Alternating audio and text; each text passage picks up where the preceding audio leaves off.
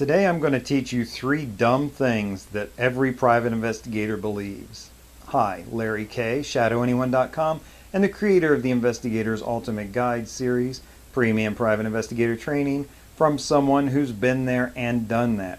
The first dumb thing that all private investigators believe is, if I only had this piece of gear or that piece of gear, then I would be able to make more money, take more cases, do more things. And that is, generally speaking, just completely bogus. It's just not true. I will give you the one exception of maybe surveillance. You do need certain pieces of gear to do surveillance. You're going to need a camera, a decent camera with a decent zoom, and that doesn't mean you got to drop $3,000 or even $500 on a camera, but you're going to need a decent camera. You're going to need probably a discreet, reliable vehicle to do surveillance and those types of things. But with the possible exception of surveillance, really you don't need to buy another thing, another piece of gear, another toy. Let's be real. I mean, this is what these things are. That you can have tracking devices and all sorts of things that aren't necessarily going to make you a better investigator or make you more money. You're going to need, you really do need an internet connection. You're going to need a way to print out reports for your clients, get those reports to them. A lot of times clients take them via email now, so even then, maybe even a decent printer is not a deal breaker. But a telephone, reliable telephone service, answer your phone, that's going to make you more money than having another piece of gear or another toy sitting on the shelf. So it's not about the gear. Have what you need, but you don't need to buy more stuff thinking, if I had that, then I could advertise and get more clients, that because I could do this or that. If you find yourself needing a piece of gear, there's plenty of overnight services. Most of the stuff you can imagine.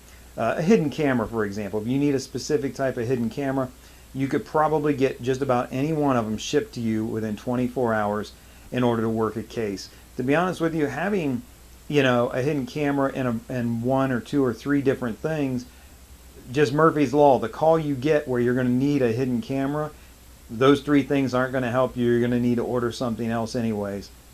So don't get hung up on a bunch of tools and gears and gear and tools and things. The second dumb thing that all private investigators believe is, if the economy was only better, then I could make more money, then I could turn a profit.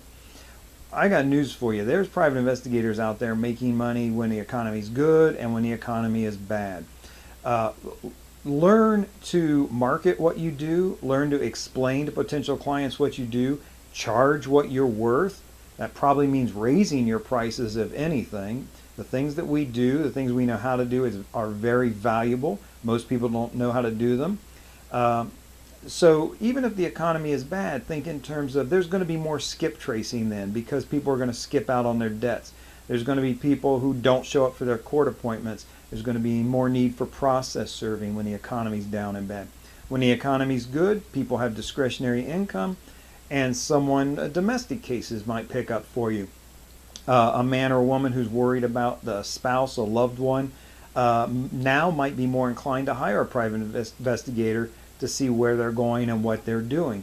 So don't get hung up on this, that the economy, yeah, it'd be great for all of us if the economy was always gravy, if we were always making money. There's plenty to go around. But even in bad times, even in tough times, you can make money as a private investigator.